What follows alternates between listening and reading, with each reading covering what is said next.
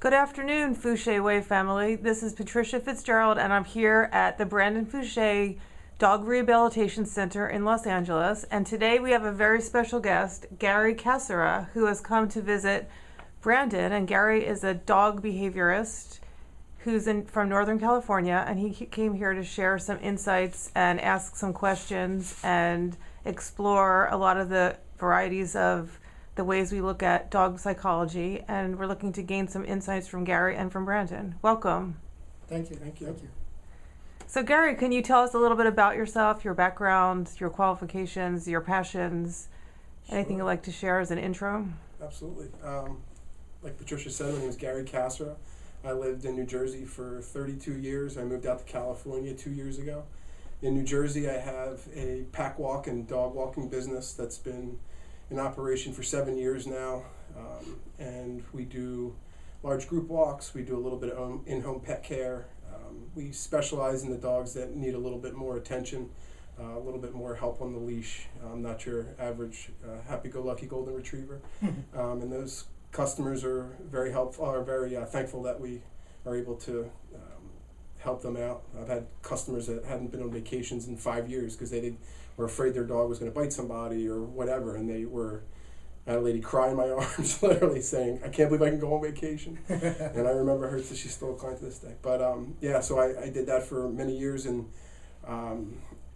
I got involved with just saying, "Hey, I want to learn more. I want to get these two dogs together, or these two dogs together, or why is this happening or that happening?"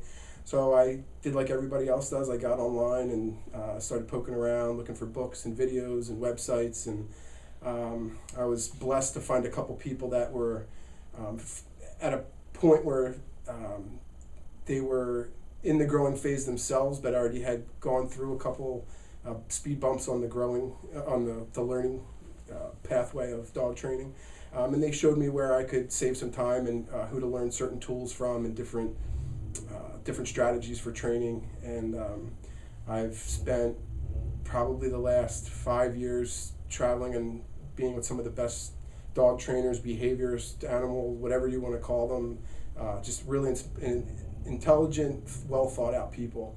And I'm right now just trying to put the whole salad together to be what I really want to share with people. Great. We're so glad to have you here today, and thanks for sharing. Right. So Gary, I was wondering, you recently connected with Brandon, Mm-hmm. and what about Brandon and the Fouché Way piqued your interest, and what kind of insights are you looking to gain as you connect with Brandon? Sure. So like I said in the beginning, the first 5 years of my business, it was me in the woods with the dogs. I was hiking, very primal, people would say. I really enjoy just being with the dogs. And then I started to watch videos and getting more intrigued in how to manipulate behavior, and I started to get interested in little more formal things, retrieving and healing and play skills and some different things. So I started getting a little bit more involved there, and I feel like I've abandoned a little bit of where my heart is, which is in the woods with the dogs. So I've learned a lot about training and managing motivation and how to create precise behaviors and create good criteria. But I want to get back into a little bit more of what my dog's emotional state is as he is as a being, and not something that I've created through repetition of training or the possibilities of trainings or the environment he's in creating the arousal. So I've wanted to come to what I feel is a damn good expert. Right. So Gary, you touched upon an important piece, which is the emotional state of yourself, Mm-hmm. and then how the dogs pick up on that and their emotional state. And I know Brandon really has a great emphasis on that and has a lot of insights to share. So perhaps, Brandon, you can give us some of your expertise and insights on the emotional states necessary. You know, I'm happy to hear this. Anytime I hear someone that's talking like this, intelligently about a subject that is so controversial, it excites me, because it just lets me know that no matter how far we go, even in our personal life, the things that we do, we tend to come back to the simple thing, right? They always say go with your gut. We always come back to smelling the flowers, watching the sunset, or right? Mm-hmm. And that's exactly what I heard from what you just said. And I laughed because I remember in the beginning, a lot of people don't know this story about me, but it actually started in the Mojave Desert for me, living with the dogs and raising puppies and having them do just dog things and living from a concept of observation rather than interfering with the behaviors of dogs, and seeing that aggression was really the highest form of communication. You know, it's just dogs trying to communicate with each other through what we would consider to be aggressive behavior or dominant behavior, which today has, for some strange reason, become a bad word, right? We don't want to hear about discipline. We don't want to hear about domination. We don't want to hear about aggression. But when I was growing up, that's all I saw with the dogs. Now, if you grow up looking at that, and you start in the beginning and you end up on the end of it, in other words, you see the aggression, the dominance, the hierarchy, the sense of entitlement, and then on the other side you see dogs come together and be friends and live together, right? Then you don't see it as a bad word. Mm-hmm. You see it for what it is, right? And so when I hear this concept of positive and negative reinforcement, I say it's not positive or negative, it's nature, right? And so from that, I've developed this concept of relationship, which is more important, socialization, which is more important. I've seen animals socialize with creatures that you wouldn't think that they would, but they do it naturally, you know, without our interference. They do it not necessarily from the concept of predatory behavior, but from curiosity, you know? And so when we look at it like that, you say, wow, I've been looking at this thing wrong all my life, right? Until you grow up living in the woods with the dogs. And when I say grow up, I mean mentally, watching them. And you say, you know what? I think this is the key. So you had the same feelings that I have. And what happens is when you get away from that, you feel this yearning inside of you. And some people can realize what they need to do with it and some can't. And yes, it is going back into the woods. Not necessarily physically, but mentally remembering the things that you saw, the things that took place that were really relevant, you know? And then you do away with all the things that you've been reading and seeing in terms of training and cognitive learning and all of that stuff. Those are just words that human beings put on those things, right? The key is the socialization. It's funny you say, because one of my friends who's does only sport work, that's all he ever thinks about. I'm staying with him this week. Excuse me, let me ask you, when you say sport work, I want people to know. Sure. So there's many different sports that have been created to test different attributes in dogs, anywhere from, there's dock diving now that's testing the jumping of the dog and speed retrieving, and then there's protection sports which have an obedience component, a jumping component, some type of biting component. There's agility. There's a lot of ways. Okay. When I say sport work, things that we're trying to get the dog motivated. People might also say working type dogs. Okay. So I'm staying with him this week, and he was funny. He was watching me hike down the hill in Malibu, and I didn't have any leashes on my dogs, and they know to stay behind me when I do my certain cue. And he started laughing, and he said people would watch that and like think that that's a training. And he said that's relationship. I said I've never trained them ever to do that. Right. That's, if anything, if I started adding words to it, now I'm adding complication to it.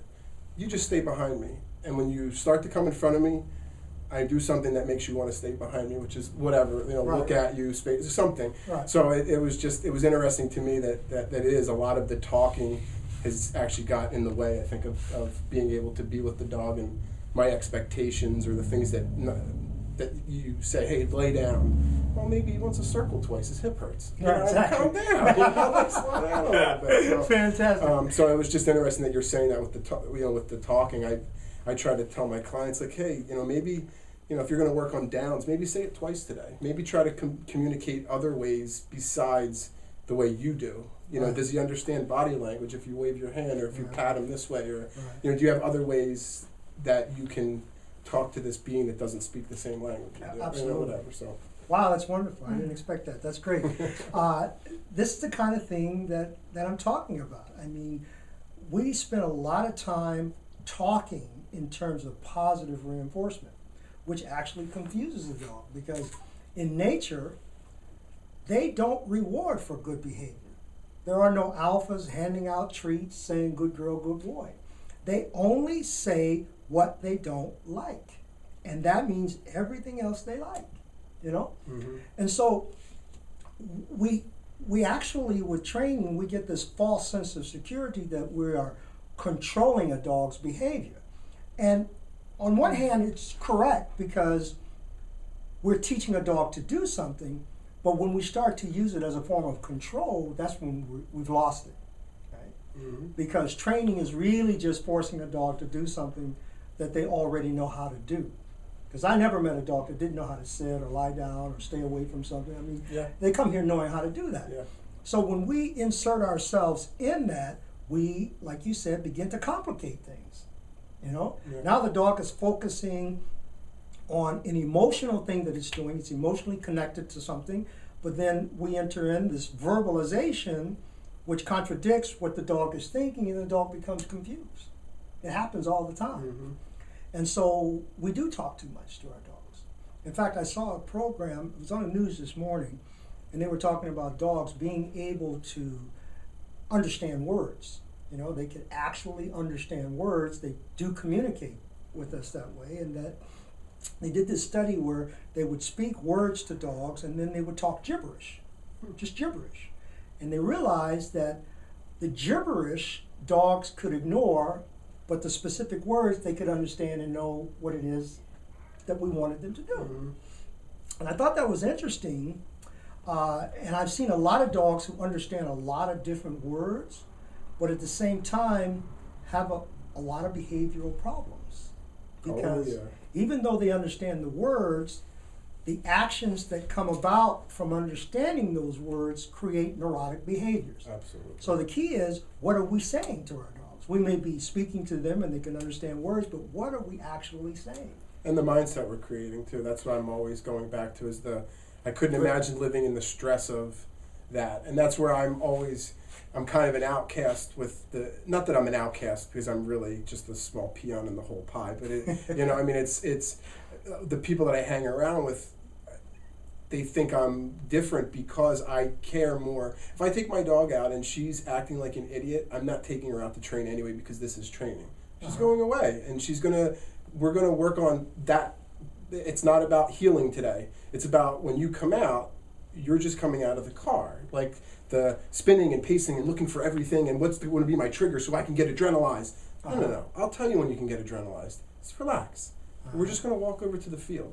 And the people that when I'm around, they look very, they're confused by that. And it's like, well, just tell her to lay down. And I'm like, yeah, I can train her. That's not a problem. I tell her to lay down, she'll lay down. It's not going to change how she feels about the environment, which is I'm laying down, but my mind is still ready to go do whatever it is that makes me, right now it's the value is out here. Instead of, for me, the value should always be with you and I. We're doing this together as a team, even if it doesn't look pretty. Right. We're going to run the agility field and I'm going to laugh and we're going to clap and you get your toy and who cares? But, that's kind of more where I'm coming back, right? I enjoy the preciseness, I enjoy the training of it, but I'm really starting to understand that the mindset that I want to live in, and why wouldn't I give that to somebody else? Beautiful. Like as Beautifully as said. another being, Beautifully said. I want to say something. That's fantastic. There is a saying that dogs are simple-minded creatures, but they're able to perform complex tasks. That's a perfect example. Mm-hmm. Now, here's the thing. When we take this journey, And we start here and we end here. And then we find that something's missing. We look at ourselves. A lot of times, things we do with our dogs, the journey that we take with our dogs, is a journey that we are actually taking within ourselves too, right? Mm-hmm. So the things that we do with our dogs are either things that someone else has told us to do, society, or emotionally, these are the things that we feel. So, for example, if you are a person that's energetic, hyper, loud, an extrovert type person, then we will bring that out in our dogs, right? The problem with that is we really, ultimately what we want is a nice calm dog. We want a dog to socialize with things in a nice calm way. Ultimately, that's what we all want. When we look down that rabbit hole and the light at the end of that tunnel is a calm dog. But we have spent so much energy focusing on what we feel inside ourselves that the dog now becomes confused with what he really should be doing. So, if you do work that revolves around agility, physical exercise that require excitement, right, in our dogs, that pumps them up, then they see life that way. They come out of the car seeing it that way. Mm-hmm. And ultimately what we really want is to, like you said, just come out of the car and be calm. Mm-hmm. But how can the dog be that when you have imprinted Yep. that behavior on them? Yep. You see what I'm saying? No, absolutely. And that's where, like, when I'll go to training and they'll see me walking my dog, and they're like, why are you walking her? And it's like, because she's a dog, and that's what dogs do. They go out and they migrate. Mm-hmm. They go walk. Mm-hmm. They don't just run down the field and bite things, or they don't just run around an agility field. Like, there's things that she needs. To me, this is an activity we do together, Uh-huh. and this is an activity I do for you. And then when I want you to lay on the couch, that's what you do for me. To me, that's the magic. I give to you, we do this together, I take my piece. Right. And that's, and, Right. and just to step back even more to what you were saying about it kind of reminded me with the positive reinforcement I've seen a lot of, like what you were saying, when you think something's not working, we look inside. And that's one of the things I think is most dishonest about the positive reinforcement community, Mm-hmm. is that some of the biggest proponents either haven't trained their dogs in that way, Mm-hmm. or are telling people to do it and doing things that they're not telling them to do. And that causes a huge problem, I think, with people, because then they start to say, well, why am I not getting those results? Mm-hmm. Why is she or why is he able to do this formula that they're selling to me? Why aren't I getting the results? Well, it's because they're not telling you that if the dog gets in front of them, they whack them. They're saying that they would hold the clicker for those kinds of things. So I like what you're saying with that self-evaluation. To me, I didn't think about it that way, but I see a lot of the people that come to me with that, they're on that journey of like, well, and they're almost embarrassed that they have to come to me because they're like, well, it didn't work that way. Mm. Well, that's okay. I mean, that's fine for the system. Did you find yourself in that position where you were the same way? Is that why? Yeah, I mean, for me, like, to go kind of back what you said, like, when I came to that problem is I have the dog that does come out of the car and is looking around. What do I do now? I have to try to balance that out with something if this is what I want. If I want a dog to play and do these things that are more arousing, I have to spend just as much energy showing them there's other parts of life that aren't that arousing. So I read this really good book that was by a Schutzen trainer, which is a German protection sport, Schutzen with an S-H-U-T-Z-H-U-N-D. And he talked about conditioning and arousal around certain tools. And it was very clear to me when I would put my dog's harness on, she would have an elevated mindset. She'd start to look around, she would get excited.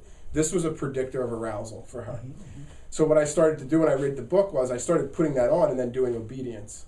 Mm-hmm. So she got aroused thinking we were going to do protection work, but I tricked her and we did obedience. And you know what? I got better obedience because that tool automatically classically conditioned arousal in her. Mm-hmm. So what I started to do now is I took a tool that meant nothing to her, a halty, and I put a halty on her, and I put the halty on and I massage her, and I calm her down. We take nice peaceful walks, and everything is about slow down with the halty. Mm-hmm. And that's where I'm at right now, where I'm trying to create that amount of balance and calmness that you're saying. I want to be able to look down the tunnel and say, I want to be able to take you to grandmom's right now.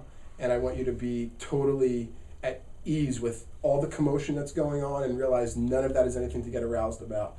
And also being able to say, great job, let's go out and play some Frisbee. And I'm very good at one side, and now I'm trying to work on the other side and say, you know, how can I, and I'm asking the question, is it possible to have both? Okay. And that's kind of where I am in that journey of it. That's a very good question. It's like the dog. It's simple, but it's complicated, right? So here's the thing. I always like to relate my relationship to the dog with a relationship to people relationship. And what I have found is that we're all trying to do something, right? And if I were to ask you, what are you trying to do with your dog? What's the ultimate goal here? To do training or Schützen work or whatever you're doing, what is the ultimate goal there? And usually what we find is something very minuscule, very insignificant to what we really want inside. And I talked once about not doing, but being a certain way. You know, we always want to do, but ultimately we should be a certain way, right? And so that's the personality of the dog, is pure in the beginning. It just wants to be what it is. Then we step in and start telling it what to do, right? So when we weigh the significance of doing something and being something, the being actually outweighs the doing. So what you really want is, you don't necessarily want to do obedience, because what is obedience work? It's training. What is training? Forcing a dog to do something they already know how to do. So what good is it? The key is the socialization. Can you socialize your dog with rabbits, birds, horses, other dogs, other animals? Then if you can socialize them to be with those kinds of things, they will naturally calm down, because the environment, the energy level of the environment is not being raised by you or the stimulant, right? So if we want a nice, calm dog, then that's the kind of things that we need to be doing with them. I have said many times that exercise is very overrated. Yeah, you told me that on the phone, actually, when I spoke with you. Right. And the reason I say that is because exercise is related to the hunt. Okay? If we go to the Serengeti jungle, you will never see animals running around that jungle unless they're chasing food. The excitement is related to the hunt, which is related to the kill, which is satisfying the stomach. So full circle. Yeah. Okay? The period at the end of it. Now, when trainers or American sportsmen were working with dogs, they were using props. Let's say we want the Labrador Retriever to jump into the lake and bring out the bird. Well, at first they start with a piece of wood, and then it gets softer and softer and softer, and then the fake bird, then the real bird, then the dog says, I know my purpose in life. It's to jump in there, bring that bird back. That's a working dog. Okay? We don't have working dogs today. We don't have dogs that we need to help us hunt. We have pets. But the problem is that we're still been doing and using the props that were used to produce a working dog with our pets. So we've been waking up this hormone, this predatory hormone with our dogs, with the excitement, with the agility, with the crazy wild thinking and chasing things, and dogs are getting in trouble for that. That's why the shelters are filled with dogs, because they're so neurotic with this hyped up energy to grab a ball and shake it and kill it, or to chase a Frisbee or a stick or whatever it is that you're throwing. You wake up that hormone, right? That is not actually satisfying the stomach. So then that becomes a neurotic behavior. So now the dog says, well, how do I apply this to my life? Well, I'm going to chew up the electrical cords. I'm going to chew up the walls. I'm going to jump over fences. I'm going to do all the things that you taught me was happiness, this excitement. But it's not fulfilling my stomach. So it becomes this neurotic thing. So after a while, the person says, well, I can't control this dog. He's jumping the fence. He's chewing up my walls. He's scratching up my car. He's doing all these negative things. I got to get rid of this dog. I got to take him to the shelter. There's something wrong with him. So it's like a potter who makes a pot, and then he curses the pot after he's made it, and he says, I don't like that pot. Well, you made it. And that's what we've done with our dogs. Through raising the energy level up. When you know that that energy level is only designed for killing, we have to understand that our dog's food comes in a can, it comes in a bag. They don't need to kill to eat. It's laid out for them, right? So we don't need to wake up that hormone within the dog. Just as human beings, we have hormones inside of us that don't need to be woken up because it creates addictions and things like that, right? We become a different person because that hormone was woke up. And I think they lie dormant, and they're there in the human being and they're there in the dog for specific reasons, but we're in a different time period in our life when we don't need to be doing certain things. We don't need those hormones in order to survive, right? And that's why people say, well, we've evolved and we want to do positive reinforcement and we think negative is this and that. And I agree with them. Dogs don't need to be aggressive. They don't need to kill, right? But if that's the case, why are the people that are doing positive reinforcement, why are we actually doing those things that bring that and wake up that hormone within the dog? Toys that have squeaks in them, right? That look like animals. Balls that we chase. When they chase, we wake up that prey drive. We do everything to bring out the very thing that we don't want in our dog, and then we blame the dog for it. Now, I want to be fair in saying this, though. Why is it that some dogs can play those games and be fine and other dogs can't? Well, you have alphas, betas, subordinates, and omegas. We have dogs that have different relationship with life that they've gone through in life.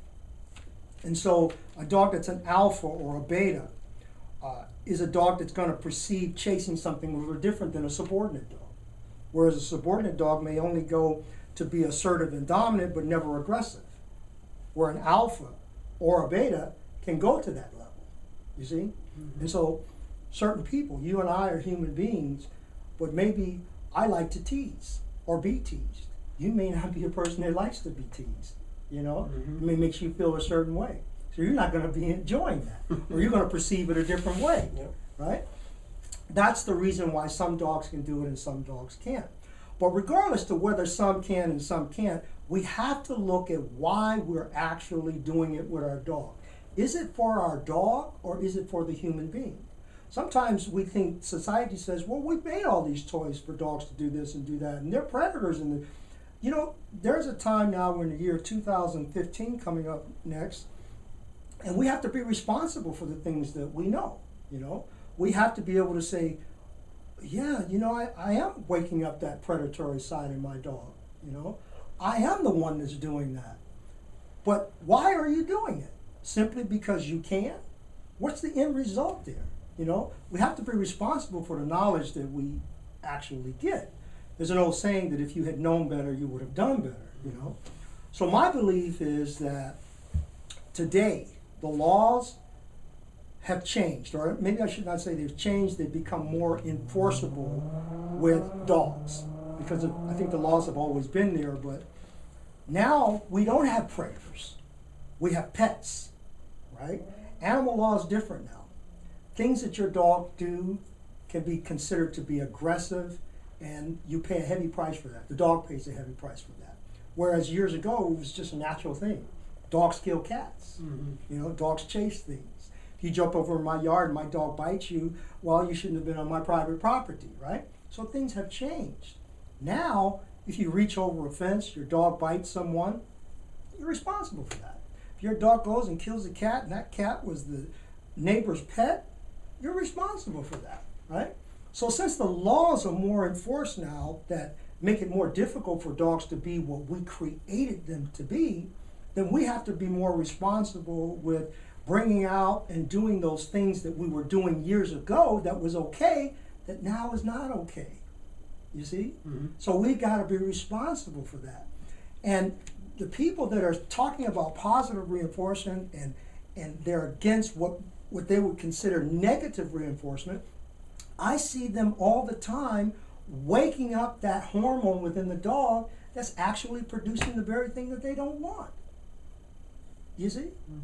And so they have to be responsible and say, yes, I'm teaching my dog to think with his mouth. Yes, I'm teaching him to chase something, right? Yes, this is not fulfilling his stomach. Yes, that makes sense that they chase things to kill, you know? But we don't want them to kill.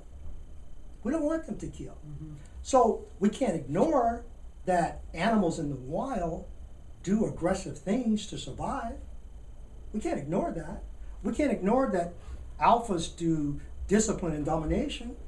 Not just alphas, but all pack members do it to the one below them. Mm-hmm. It's the law. And if we're very honest and we're not looking through our egos, we will say that, you know what? We do the same thing. Human beings do the same thing. And we expect more from our dogs than we do from ourselves. I've met people that dislike someone and they won't give it up. No legitimate reason other than that they damaged my ego of some sort. But I'm not going to give it up. I don't like that person. They'll tell everybody not to like that person. But then they have a dog and they say, why are you like this? I don't want you to be this way. Right? Not knowing that animals are able to emotionally read our hormonal state. So if you've got a negative energy, they feel that also. They may not know exactly what to do with it, but if they're with you long enough that you can imprint on them, then they will use it in a way that's really close to the way humans are. And I've seen dogs that are spoiled, jealous, don't know how to share, they're only tolerators, they refuse to play, right? And then when we see the owners and we talk to the owners, we see that they're the same way. It's the same thing. And now, the reason I'm saying that is because I see a lot of people every different days. I talk to people on the phone everywhere. In order for me to help dogs, I have to be able to see people, read people, right? And actually what I'm reading is, I'm reading how the dog is relating to the owner and how the dog relates to me. And what I find is that people imprint on their dogs the very thing that they don't want the dog to do, but it's the thing that they're trying to correct within themselves. That's where I see behaviors. So if you're having problems with your dog and you can't solve those problems, that's because there's a problem inside of you that you're not understanding. You can't control that problem, you see?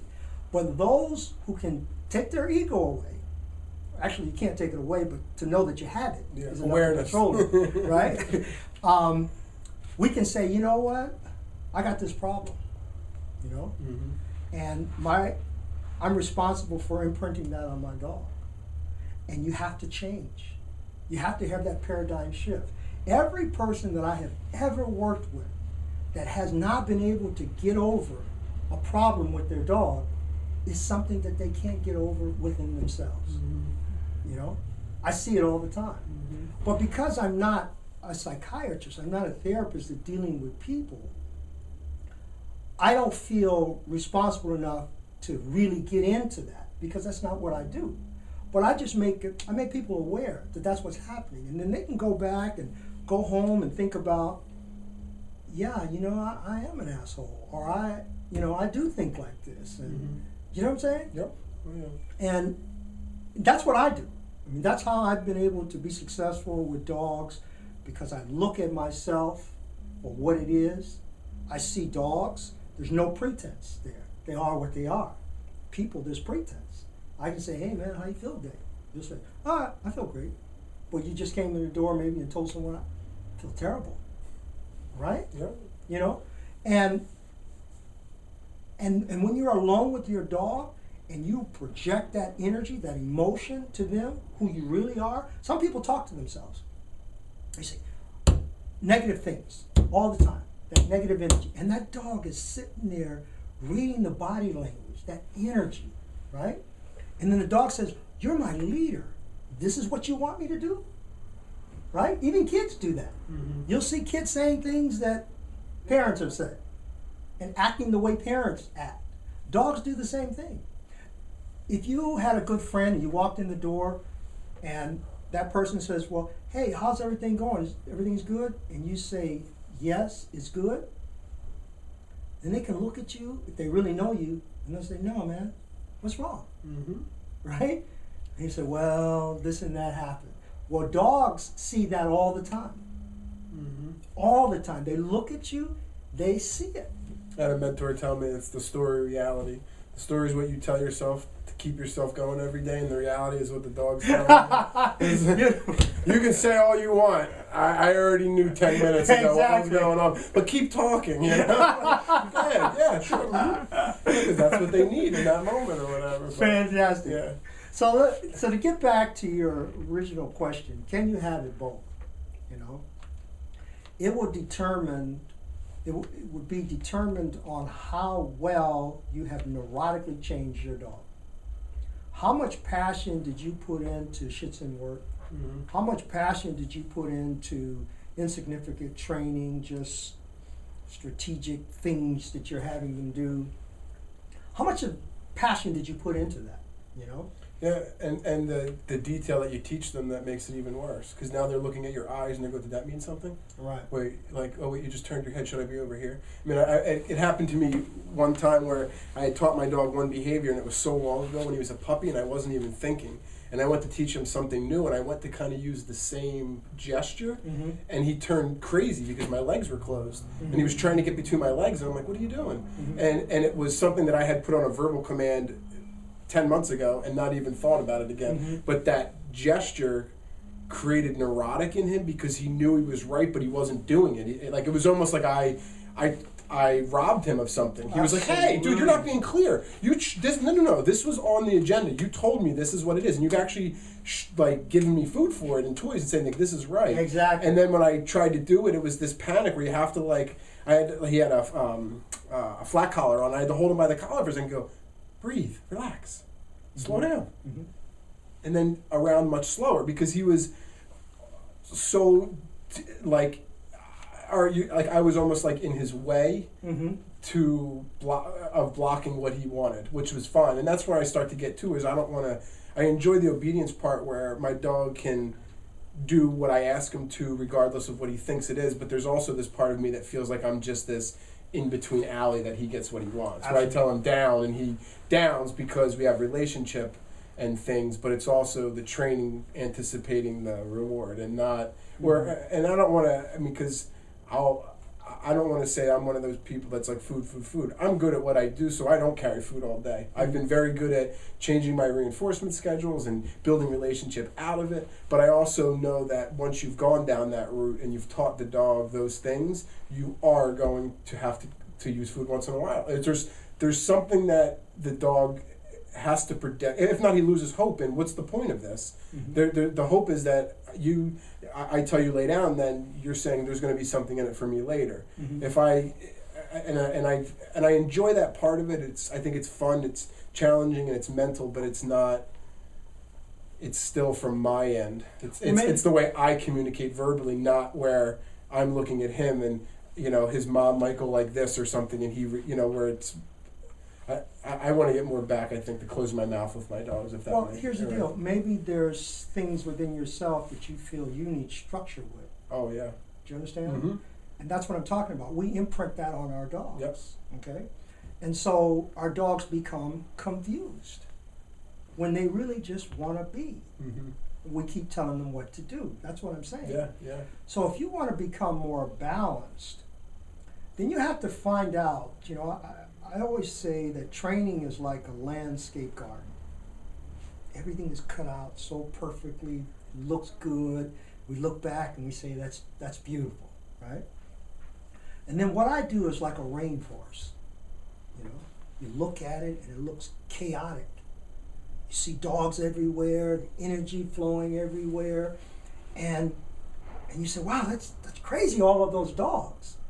But then, like the rainforest, when you look very closely, when you become still and look Yes. very closely at it, you see that everything is as it should be.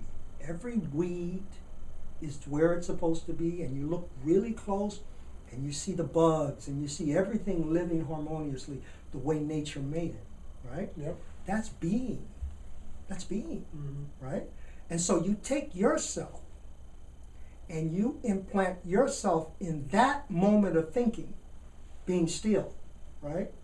And then you don't have to try to control energy, you're flowing with it. And in flowing with the energy, you're actually controlling it. That's a very difficult thing to do for most people. But just like with dogs, they're simple-minded creatures. They're able to produce complex things. That's what we have to be. We have to be very simple-minded, but to perform complex things. I'm not talking about something that's simple. It is complex, but it requires that you look within yourself. So let me tell you what I see. Mm-hmm. And this is my first day meeting you. Yeah. If you've got a dog that's doing what I heard you just say do, that I consider to be a neurotic dog. Mm-hmm. Okay. Now, on a scale of 1 to 10, a neurotic scale of 1 to 10, how much of this is genetic and how much of it is learned? Mm-hmm. So when we determine that the dog is a 2 or a 3 genetically, has a genetic predisposition to be hyper, right?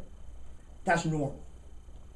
Is when we go in and try to connect to that and produce more of that, that's the learn part. Mm-hmm.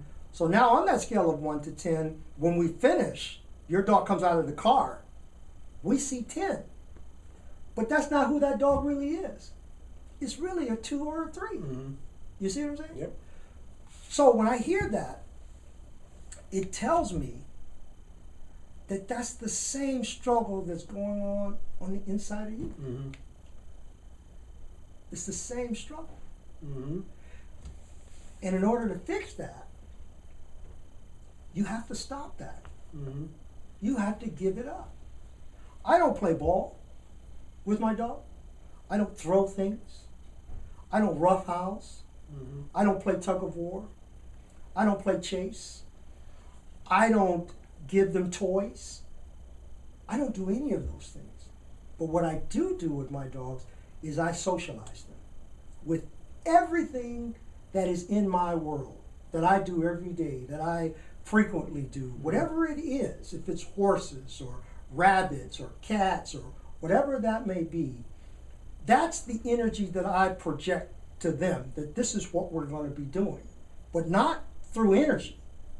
That's why I say exercise is very overrated, because we don't need to do that, right? I mean, we hunter-gatherers, we're different now. The way we go to our grocery store and we buy food, we don't have to, right? So it's a different mindset. So if you feel the need to create excitement and energy in a dog that on a scale of 1 to 10 has a genetic predisposition to be something, and you connect to that, then you're creating more of that. Mm-hmm.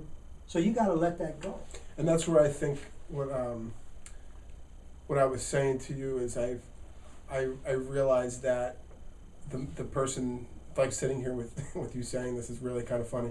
It's the first person that I had mentioned in the beginning that had kind of got me on this path, told me about my energy level and directed me in that way, as saying like, hey, you have a lot of energy. This might be something fun for you, because go into some obedience and that kind of stuff. And now what I'm actually stepping back and from a lot of self-evaluation and changing, moving across the country and being around different energy of people, I, like you said, coming back now going, even though that's who I am, it's not who I want to be. I want to be somebody that is a little more calmer and focused and more aware of the people in my environment, and not so much about what's going on with me, but what's happening there. What can I do there? That's so important what you just said. And I never thought about it that way, but I mean, she didn't do it on purpose, but she kind of stuck me in that way because it was somebody I respected in the dog world, saying like, hey, maybe this is, you love dogs, and being calm with dogs isn't maybe your strength.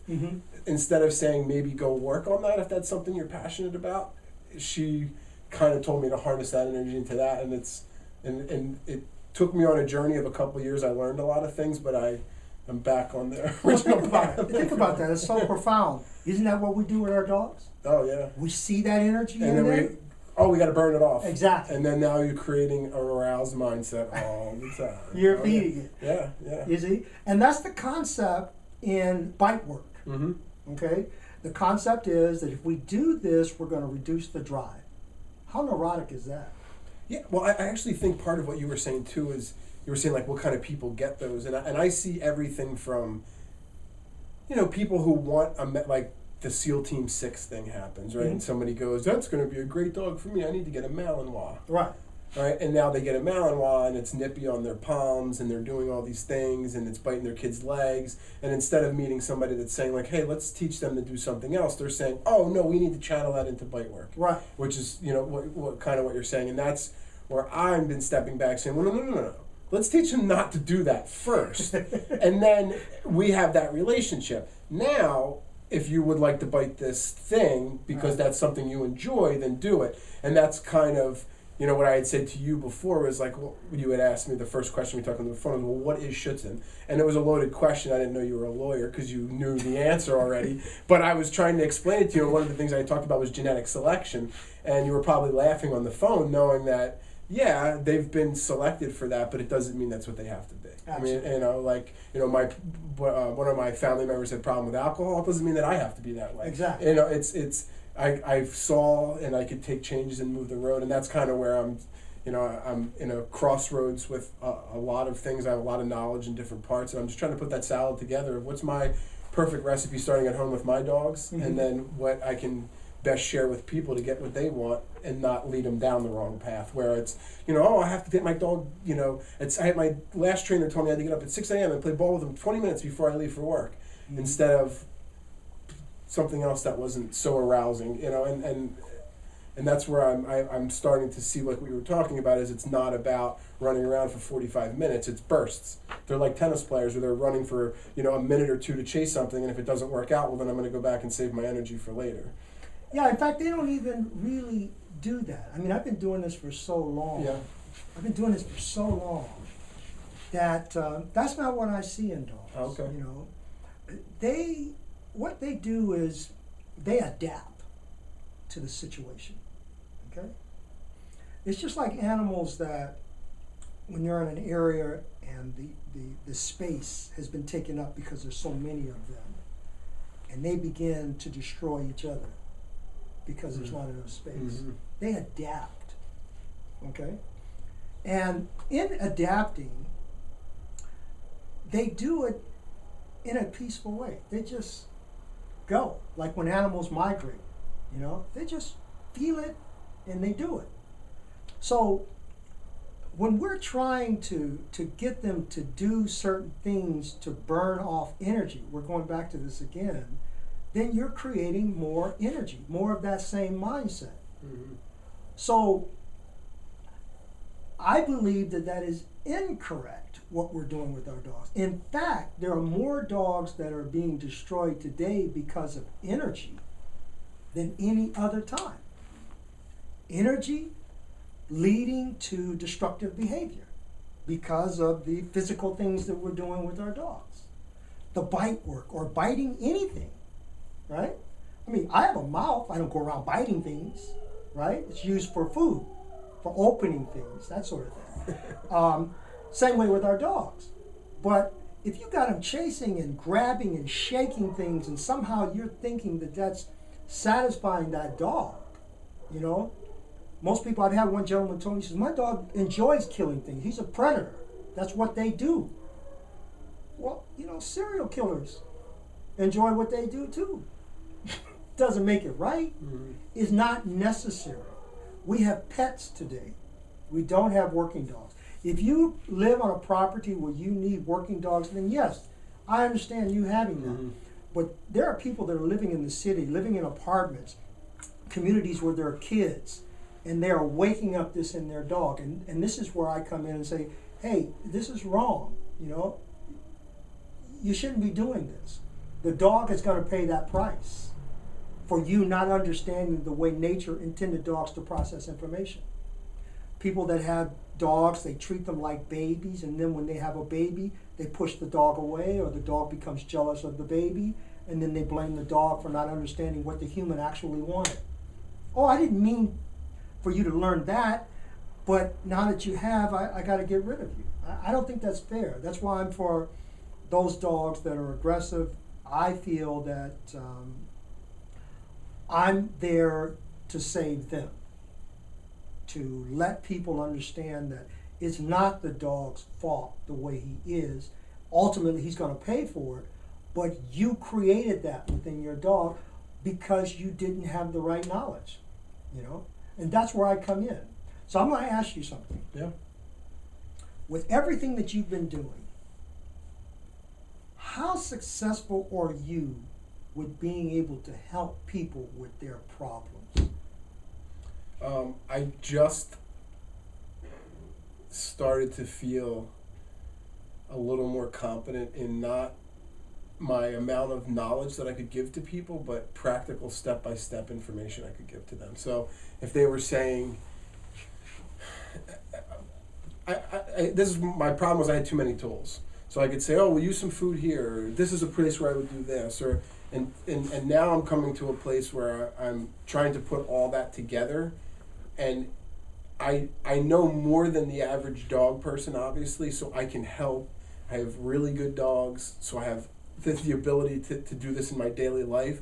But I think it's not only seeing it, like you said, from the human perspective, but understanding what the dog's telling you and what they need. It's still a challenge. Like I'm still walking in and saying, like, I think this is what it is, instead of, okay, and it only comes with time, but this is what it is. You know, I've seen this before. Mm-hmm. People like you create dogs like this, and it's mm-hmm. not, you know, where I'm still getting, like, first couple times where you hear something on the phone and you kind of expect something, you get there and it's, I didn't think about it. If the wife was doing this, then yeah, that's going to cause this. And mm-hmm. So I feel like I'm very helpful, and but I'm trying to find the best way for me to get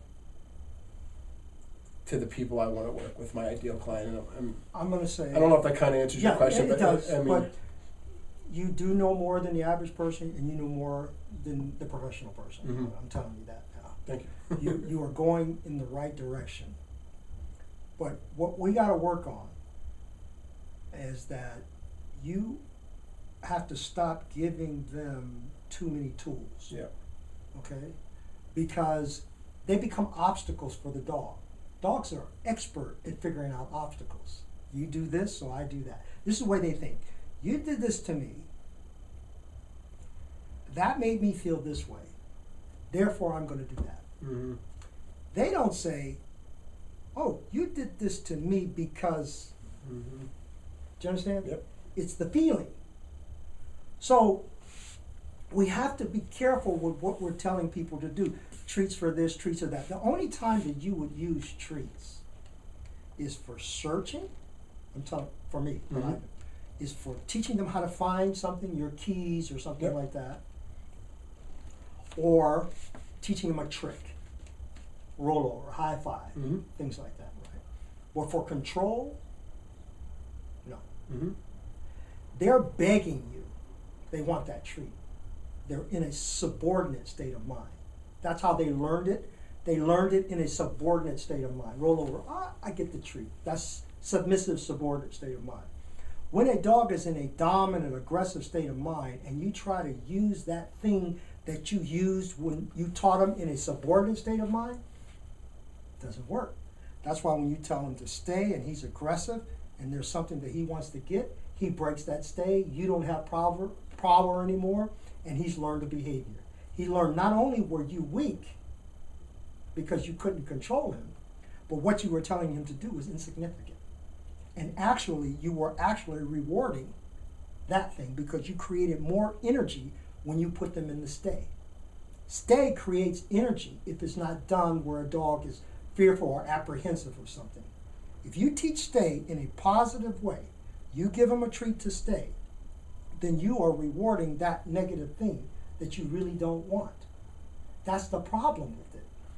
Look, I know that animals in the wild stay for one reason. They are afraid or apprehensive. Try to catch a dog that's in the street that doesn't want to be caught. He's going to stay away from you. Mm-hmm. That's what stay means to them. Okay? Nature tells a dog to lie down for one reason, to rest. We may have 1,000 reasons. Oh, lie down, stay, I'm going to go over here and get this and do that, and I'm going to bring this dog in, and we say, wow, he's smart because he can stay. A social dog can go wherever you want them to go, and they will be social. Do you understand? Mm-hmm. That's where I would like to see. You're a perfect person that I would like to see you get there, right? Where we do away with all the tricks. Or you can use the tricks, but don't use it as far as control. Yep. The control should come from socialization. When something is social, then it doesn't act neurotic. It acts social, Mm-hmm. right? So if you're going to go and empty the trash, you don't have to tell your dog to stay and go empty the trash. Because if I ask you, why did you do that? You'll say, because I'm training him. And I'll say, we're training him to do what? Training him to stay. Why? And then you get lost. Why do I want him to stay? Wow. No reason. The reason I told him to stay is because if we go to the trash can, he may run out in the street. He may go after the dog or the cat or the person. That's the reason why I made him stay. So that's called learned helplessness, because what the dog is learning is not helping him to deal with your fear, which is the dog, the cat, the person, right? So if you can teach the dog to go to the trash can without running across the street or going after the person or the dog, then you're socializing the dog with your fears, right? Mm-hmm. And that's why positive reinforcement can be positively reinforcing negative behaviors. That's why we don't need it. That's great. People want to train. I mean, that's fine. If you don't have a problem with your dog, it is not revolved around aggression, then go ahead. If that's your sport, if that's what you want to do. But when you're dealing with aggression, which I see today, there are more dogs dying than ever before, with more trainers that are out here today.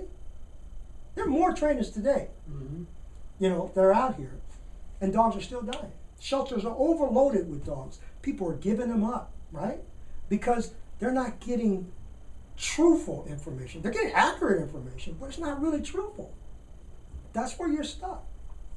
Mm-hmm. That's where you're stuck. I see a person, correct me if I'm wrong, I see a person that's trying to fix themselves.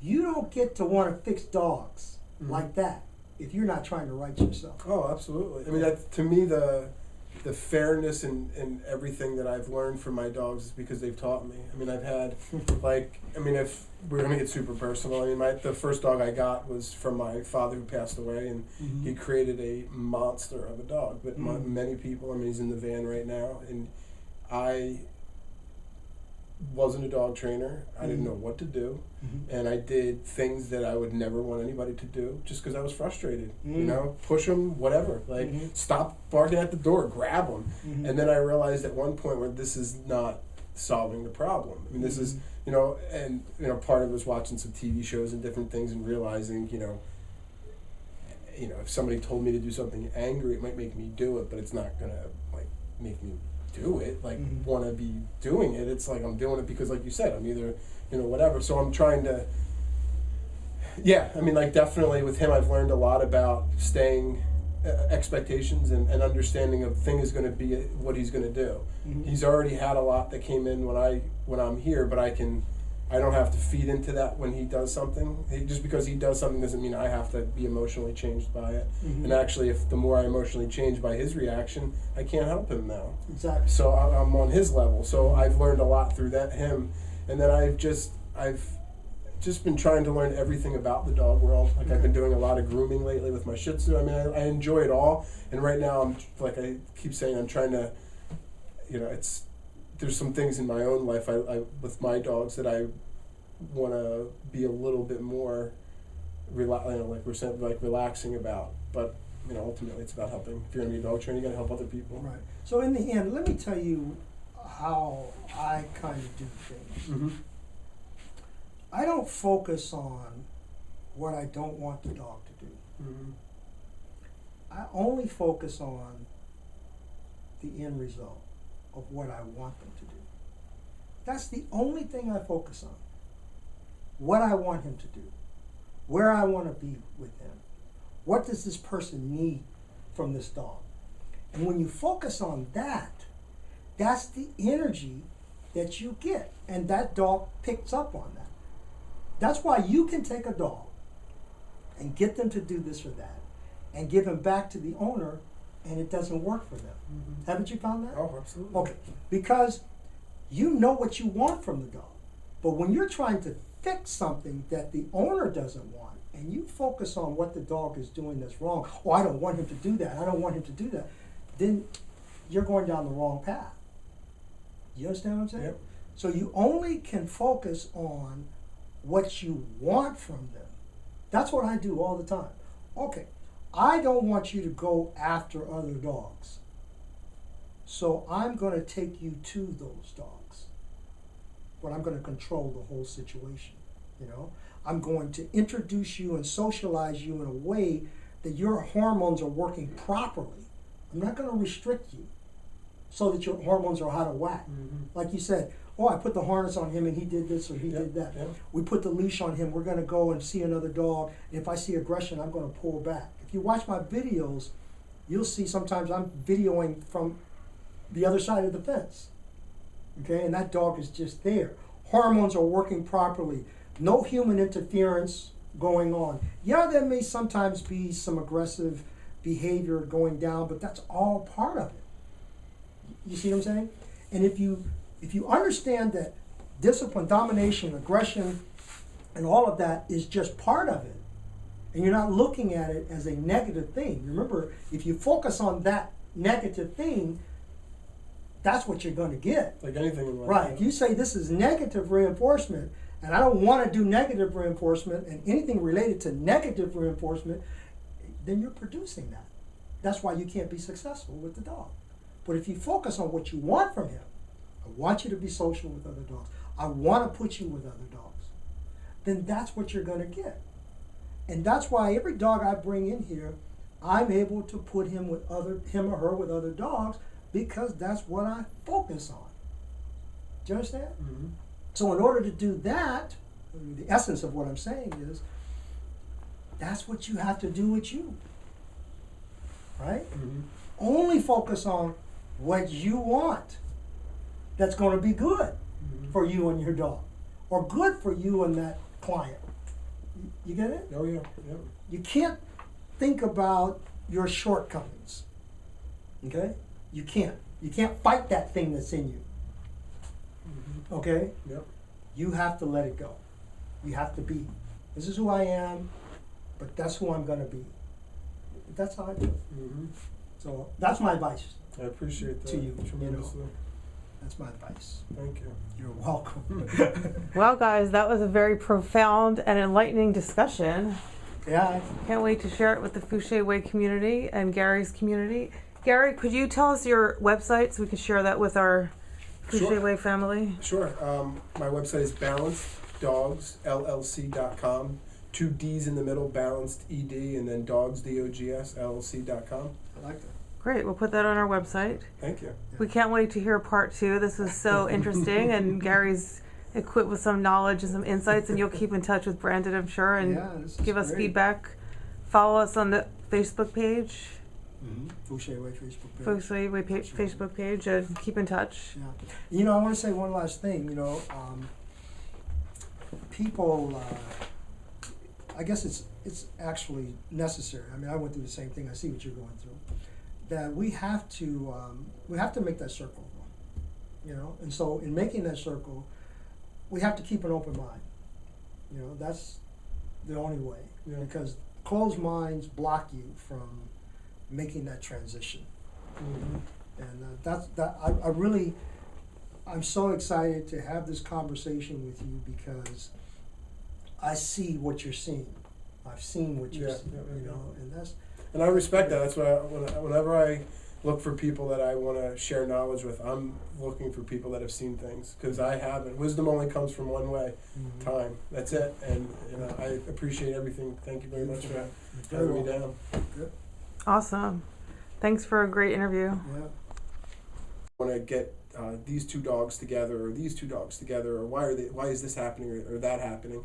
So I did like everybody else does. I got online and started poking around looking for books and videos and websites, and I was blessed to find a couple people that were at a point where they were in the growing phase themselves, but already had gone through a couple speed bumps on the learning pathway of dog training. And they showed me where I could save some time and who to learn certain tools from and different strategies for training. And I've spent probably the last 5 years traveling and being with some of the best dog trainers, behaviorists, animal, whatever you want to call them, just really intelligent, well thought out people. And I'm right now just trying to put the whole salad together to be what I really want to share with people. Great. We're so glad to have you here today, and thanks for sharing. Right. So, Gary, I was wondering, you recently connected with Brandon, Mm-hmm. and what about Brandon and the Fouché Way piqued your interest, and what kind of insights are you looking to gain as you connect with Brandon? Sure. So, like I said in the beginning, the first 5 years of my business, it was me in the woods with the dogs. I was hiking, very primal, people would say. I really enjoy just being with the dogs. And then I started to watch videos and getting more intrigued in how to manipulate behavior, and I started to get interested in. Good afternoon, Fouché Way family. This is Patricia Fitzgerald, and I'm here at the Brandon Fouché Dog Rehabilitation Center in Los Angeles. And today we have a very special guest, Gary Cassera, who has come to visit Brandon. And Gary is a dog behaviorist who's from Northern California, and he came here to share some insights and ask some questions and explore a lot of the varieties of the ways we look at dog psychology. And we're looking to gain some insights from Gary and from Brandon. Welcome. Thank you. Thank you. Thank you. So Gary, can you tell us a little bit about yourself, your background, your qualifications, your passions, anything you'd like to share as an intro? Absolutely. Like Patricia said, my name is Gary Cassera. I lived in New Jersey for 32 years. I moved out to California 2 years ago. In New Jersey, I have a pack walk and dog walking business that's been in operation for 7 years now. And we do large group walks. We do a little bit of in-home pet care. We specialize in the dogs that need a little bit more attention, a little bit more help on the leash. Not your average happy-go-lucky golden retriever. And those customers are very helpful, are very thankful that we are able to help them out. I've had customers that hadn't been on vacations in 5 years because they were afraid their dog was going to bite somebody or whatever, and I had a lady cry in my arms, literally saying, "I can't believe I can go on vacation." And I remember her, so she's still a client to this day. But so I did that for many years, and I got involved with just saying, "Hey, I want to learn more." I Come back to the simple thing, right? They always say, "Go with your gut." We always come back to smelling the flowers, watching the sunset, right? Mm-hmm. And that's exactly what I heard from what you just said. And I laugh because I remember in the beginning, a lot of people don't know this story about me, but it actually started in the Mojave Desert for me, living with the dogs and raising puppies and having them do just dog things and living from a concept of observation rather than interfering with the behaviors of dogs, and seeing that aggression was really the highest form of communication. You know, it's just dogs trying to communicate with each other through what we would consider to be aggressive behavior or dominant behavior, which today has, for some strange reason, become a bad word, right? We don't want to hear about discipline. We don't want to hear about domination. We don't want to hear about aggression. But when I was growing up, that's all I saw with the dogs.